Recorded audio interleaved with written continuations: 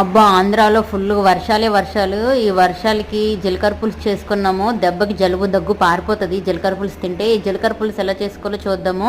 2 స్పూన్లు జీలకర్ర, ఒక 6 స్పూన్లు ధనియాలు, 1 స్పూను వాము, ఒక 2 వెల్లుల్లిపాయలు, పెద్ద సైజు అల్లం ముక్కను కట్ చేసుకొని ఇవన్నీ మిక్సీలో వేసుకొని మెత్త పేస్ట్లా చేసుకోవాలి. అందులోనే ఒక 2 పెద్ద సైజు ఉల్లిపాయలు ముక్కలుగా కట్ చేసుకొని వాటర్ పోసుకొని ఇగో వీడియోలో చూపిస్తున్న విధంగా పేస్ట్లా చేసుకోవాలి. చాలా మెత్తగా ఉండాలి. ఇది ఒక పక్కన పెట్టుకొని స్టవ్ మీద ఆయిల్ పెట్టుకోండి.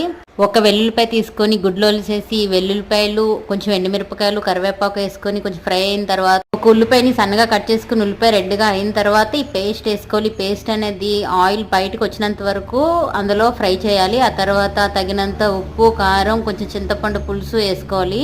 చింతపండు పులుసు అనేది మీ టేస్ట్కి తగినట్లుగా వేసుకోండి. ఇది దీన్ని నింపుగా పెట్టుకున్నాం కదా, ఇది సగం వరకు మరగాలి. అప్పుడే దీని టేస్ట్ వస్తుంది. ఆయిల్ అనేది పైకి వచ్చాక స్టవ్ ఆఫ్ చేయండి.